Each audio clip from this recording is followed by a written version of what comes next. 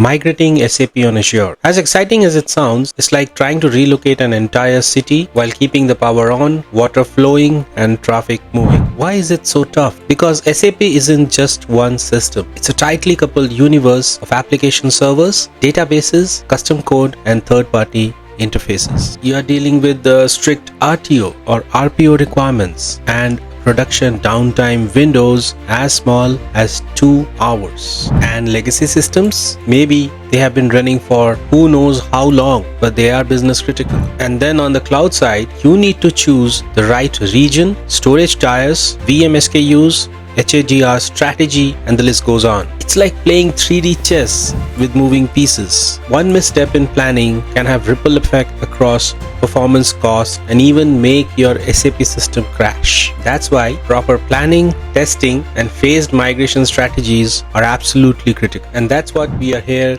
to help you master. Welcome to brand new series of AZ-120 SAP workloads on Azure series. And in this series, we are going to discuss about Migrate SAP workloads to Azure. If you're new here, my name is Rajdeep. I'm a Microsoft certified trainer and a solution architect, helping clients build amazing solutions every day. And we are on a mission to make learning fun as well as crack certifications in that process. So you are the SAP on Azure expert in your company and you need a plan to move your entire SAP landscape onto Azure. You wish someone would have given you a migration GPS with a turn-by-turn navigation. Let's try to break down the migration into phases and understand it better. Phase 1, project preparation and planning. This is the phase where you create a plan for migration on a high level. In this phase, you should target the following thing: a high-level design, inventory of all your SAP systems, a RACI responsibility assignment chart which describes about who needs to do what, a high-level solution architecture.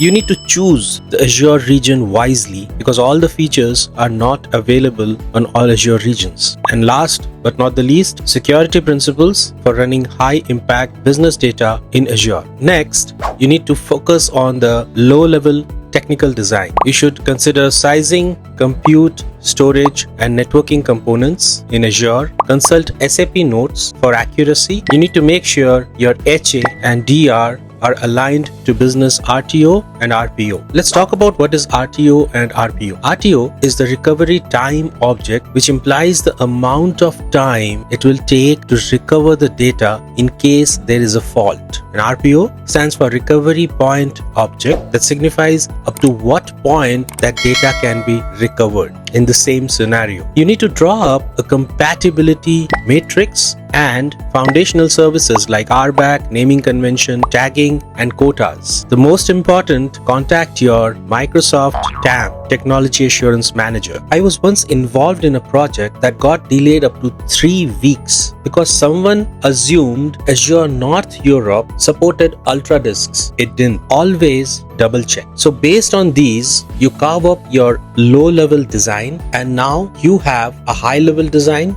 and a low-level design. Now you have the documentation out of the way. Let's get our hands dirty in the phase 2, which is the pilot phase. Oh, and before moving on into the pilot phase, if you're still watching, do me a favor and hit that like button if this video is useful. In that way, this video will reach more people. The pilot phase is where you test the options identified in preparation and planning. You can choose to run this phase in parallel with project planning and preparation. This is the phase where you put your HA and DR and security principles to test. You may choose or identify and use non-critical systems that have to be migrated to Azure. These systems can be your guinea pig. Think of pilot phase like a rehearsal before a mega performance on stage. You are expected to screw up here and learn from your mistake. Following tasks comprise of the pilot phase. First and foremost, data transfer into Azure. How do you pick a data transfer method without burning money? Imagine this. Moving 10 GB is like carrying boxes in your trunk. Moving 10 TB, you will want a moving truck,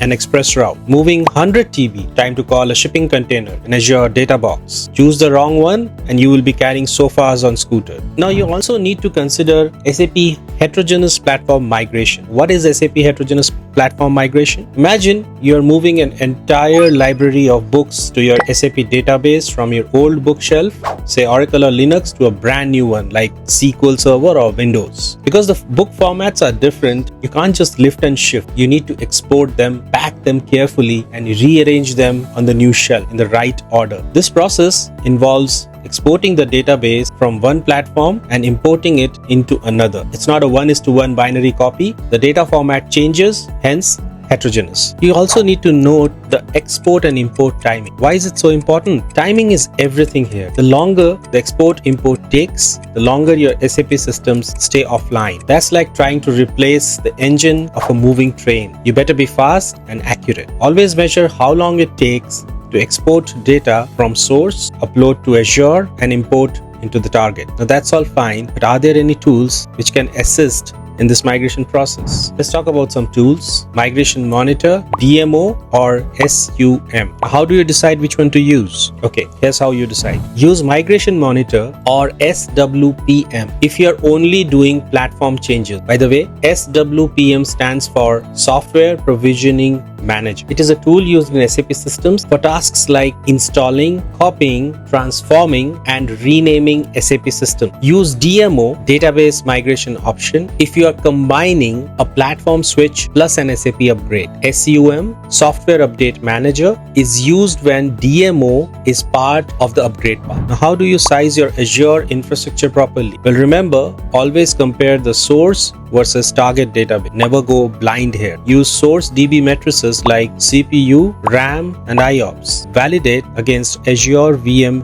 SKUs. Don't undersize. Azure lets you pay as you grow. So pick a size that gives you a bit of a headroom. What about storage? Azure SSD can come as handy as a bare minimum for SAP application layers and premium storage for DBMS deployment. And yes, avoid HDDs as they are not reliable. You can use features like write accelerator with M series VMs as well. Now let's talk about another aspect, which is network. How critical is network setup really? Isn't Azure network good by default? Well, hub and spoke model normally works well for this kind of setup, along with micro-segmentation and use of NSGs to restrict flow of traffic. Make sure you use central logging and auditing if you have on-premises Azure traffic. You should also consider to test data path between SAP application layer and the DBMS layer, since you want to make sure latency stays within acceptable limits. And yes, most importantly, make sure Azure accelerated networking is enabled on virtual machines, which are for SAP application layer. If you are deploying SAP application layer like dialog instances or middleware servers and you do not want to use availability zones, then make sure you group all the VMs in an availability set. Think of it like keeping all your teammates on the same floor in a building for closer coordination, shared resources, and fewer surprises. Now, high availability is critical. If you are planning failover replicas, then place 2 SAP Central Services nodes in an availability set and 2 DBMS nodes in another availability set. And if you are using availability zones, which offer better resiliency across physical data centers and are great for enterprise uptime, you need to be aware that they require a slightly different set, and you cannot mix availability zones and availability sets. If you want to know more about availability zones and availability sets, refer to this video linked above and in the description section. One more critical piece: when deploying Windows failover clusters or Linux pacemaker setup across zones, the old basic load balancer would not make the cut. You need to use Azure standard load balancers. It supports regional deployment and understands your HA goals. Now that you have some basic infrastructure setup, you need to consider security aspect, and you need to convince your InfoSec teams that the data is secure. Test and validate your RBAC approach with a set of users like members from SAP Basis team, virtual machine administrators, Azure administrators. Verify the NSG rules are working as expected. Check encryption is enabled on resources which require it. For example, database transparent encryption or Azure disk encryption. Now, security out of the way, some performance tests could give you the confidence that your infra is up to the mark and also gives business confidence that the requirements can be met. Consider running top 10 online reports, top 10 batch jobs, and data transfers through interfaces in SAP system. Next phase, non-production phase. Okay, now your pilot has been a grand success. After parties are done, you need to focus on non-production phase. In this phase, well, as the name suggests, you need to deploy non-production system, which include development, unit tests, and business regression test systems. Now, how do you go about this phase and why is it important? You see, non-production phase is like your rehearsal room before the main show, while pilot is the actual practice which you do in your dance studio or at your home. Non-production is the place where you allow users to play and tinker with the system. You can validate backups, perform disaster recovery drills, and also test your high availability failover. So what are the steps involved here? First step, collect on-prem data. Before moving the system, make sure you collect resource consumption data such as CPU usage, storage throughput, and IOPS data. You need to record the availability requirements of the non-production system. Determine whether you want to build your own image or you want to use Azure Marketplace images. Identify owners of the system being deployed to facilitate maintenance, scheduling, and notification. Take into account new functionalities in Azure which might affect your deployment. Very important, reference the HANA hardware directory regarding new HANA certified Azure virtual machine SKUs. Next step is to deploy and validate. After deploying the infra, test and evaluate your network latency between SAP application layer and DBMS virtual machines. Record resource consumption data in Azure and compare it with on-premises data. Test and document high availability and disaster recovery procedures. Now you are ready for production preparation phase. Now this phase gives you some critical pointers for the preparation of production phase. Make sure you always validate this data and consider it for the next phase. Phase 4, production preparation phase. Now is the time to use all the knowledge and experience gathered from the previous phase. One more important factor to consider here is the data transfer, so you should also prepare for that in this phase. For this phase, make sure all the necessary SAP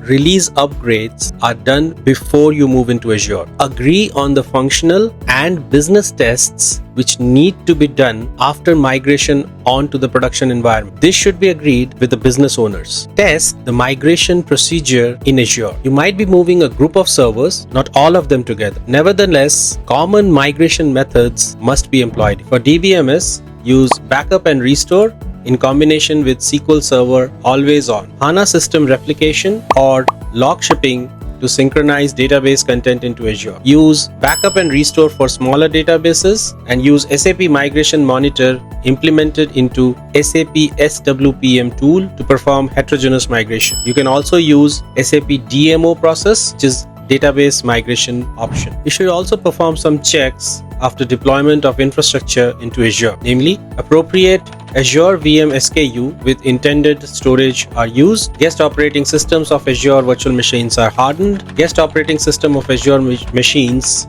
are at intended patch levels, intended application releases and patches are installed, Azure Premium Storage being used for latency sensitive disk, and encryption is implemented in the intended manner. Interfaces and applications are available in newly deployed infrastructure. Okay, and the final phase, D-Day, go live. Imagine the scene. Everyone is nervously biting their nails. It's the go live day. It's all boiled down to this day. All the hard work, months of preparation, everything culminates here. You do not want this to be a crash, but a smooth sail. But you are confident in your head since you have followed a plan and used best practices and done things in a structured manner. Let's explore some of the things which you can do on the go live day. Well, the mantra of this day is to monitor. Verify all the monitoring is operational, mainly your CPU counters, namely average CPU time and so on, your memory, namely free memory, memory page in, memory page out, your disk read, disk write, and so on, and your network, namely packets in second, packets out in second. Now you should perform all the validation tests as agreed earlier with the business owners, verify all the interfaces are functioning and that applications can communicate with the newly deployed production infrastructure. You should also validate transport and correction systems through SAP Transaction STMS. Perform DB backups once the systems are released into production. You should also perform VM backups for the SAP application layer. And this brings us to the last phase of the migration, which is post-production hypercare. So now you have gone over the hurdle, but remember, it's still not finished yet. From my experience, SAP systems take some time settling down into the new environment. Create a team of specialists who will during this period work as a quick response team. Hypercare period may be 2 weeks, 2 months. It all depends